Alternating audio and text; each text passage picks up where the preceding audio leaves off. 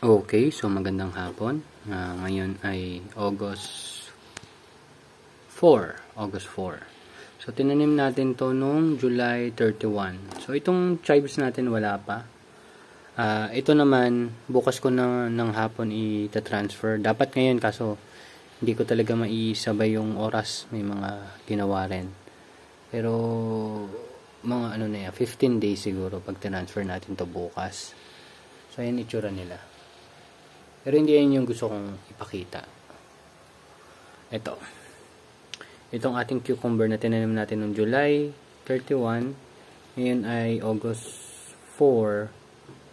So, 5 days. So, makita nyo. Ayan o. Kita yung puti. Ayan yung puti. Ayan yung puti. Ayan, puti.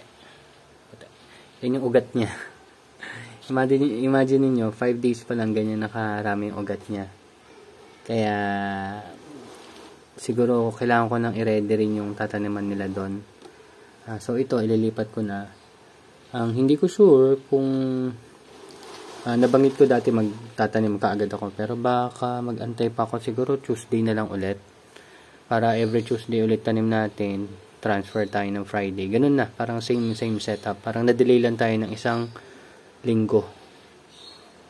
Pero yung pagtataniman natin doon, may tubig na, so bukas titimplahan. Bukas sa umaga titimplahan, hapon magta-transfer, then that's it. Then sa Tuesday meron ng bagong tanim dito. So malamang ganun muna. And good news, 'di ba? Nabanggit ko sa inyo, isang beses lang ako nag-spray doon at malaki yung significance. Parang hindi ko talaga nakita na kumalat pa yung insect. So hopefully magkaroon ako ng last spray and then that's it. Hindi na ulit tayo mag-spray. Siguro pag bumalik na lang ulit sila, pero sana hindi na sila bumalik. Pero ang laki talaga naging impact dun sa harvest ko. Hindi siya naging maganda. Siguro pakita ko na lang din sa inyo bukas. Pero marami na yung na-harvest ko dun. Marami na yung naitanggal ko. Yun lang. So siguro from time to time, kailangan talagang gawin yung ganung process. It's part of farming talaga. Ayaw naman nating ubusin nila yung pinaghirapan natin. So anyway, ayan, meron tayong scamander, lalik, and olmeti, which is yun yung lagi nating tanim. Meron din tayong, ito ay kale. Ito yan, kale. May 3 tayong kale. Meron tayong chives, yun. Siguro ililipat ko na rin yan para maging maayos na. So ito naman, baka ilipat ko sa rooftop. Ito baka diligan ko. Hindi ko kasi sure kung tutubo pa yung chives dyan eh. Pero hopefully. Kasi ang dami ko nilagay na buto dyan. Pero mapansin nyo, ito.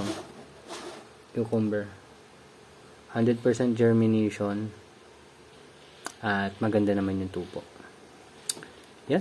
Yun lang naman. Thank you very much and see you next update. Ito pa pala. Yan. Ito yung mga gagamitin ko kasi magta-transfer ako dito. Tapos ilalagay ko dito. Siguro punuin ko lang muna to. O kaya ilagay ko muna dun sa kabilang side. Kasi bukas, sa Tuesday pala, yan. 48 na ganito yung magagamit ko. Ayan. So, siguro punuin ko lang to.